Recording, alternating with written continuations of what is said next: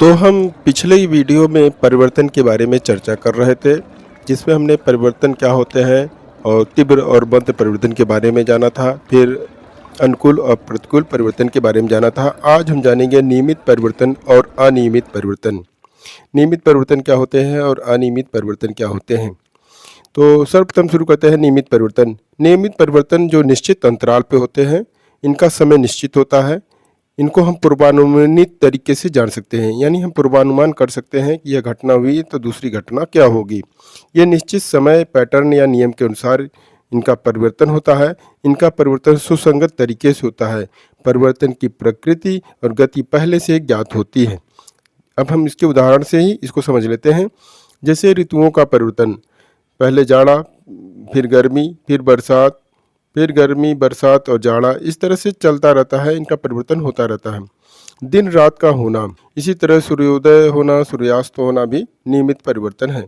घड़ी की सुइयों का घूमना, आपने देखा होगा घड़ी एक निश्चित पैटर्न पर एक निश्चित समय पर घूमती रहती हैं और लगातार घूमती रहती हैं, उनका घूमना नियत होता है, इसलिए नियमित परिवर्तन है। चंद्रमा का घटना बढ़ना भी नियमित परिवर्तन है। चंद्रमा एक समय घटता जाता है, फिर एक समय बढ़ता जाता है। इस तरह से चंद्रमा की जो राशियां हैं वो भी नियमित परिवर्तन के अनुसार घटती बढ़ती है। 100 डिग्री सेंटीग्रेड पर पानी का उबलना और 0 डिग्री सेंटीग्रेड पर पानी का जमना यानी बर्फ बनना, यह भी एक नियमित परिवर्तन है। इस तरह से नियमित परिवर्तन के बारे में आपने जाना। अब हम जानते हैं अनियमित परिवर्तन क्या होते हैं। अनियमित परिवर्तन वे होते हैं जो अचानक होते हैं। इनका समय निश्चित नहीं होता है। इनका पूर्वानुमान लगाना कठिन होता है। इनका कोई निश्चित पैटर्न या नियम नहीं होता है। ये कभी भी घटित हो सकते हैं। अप्रत्याशित घटना होती है और अचानक होते हैं। इनके परिवर्तनों में कोई सुसंगतता नहीं होती है। ये असंगत होते हैं।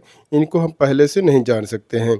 जैसे कि भूकंप आना, बिजली का कड़कना, बारिश का तेज व धीमा होना, पेड़ की शाखा का टूटना, वर्षा का होना, पावर हाउस से घरों में बिजली का आना या चले जाना, आंधी तूफान का आना, बाढ़, सूखा, सुनामी, ज्वालामुखी का फूटना फटना, ये सब अनियमित परिवर्तन के उदाहरण हैं। इस तरह से आज आपने जाना नियमित परिवर्तन क्या है, अनियमित परिवर्तन क्या है।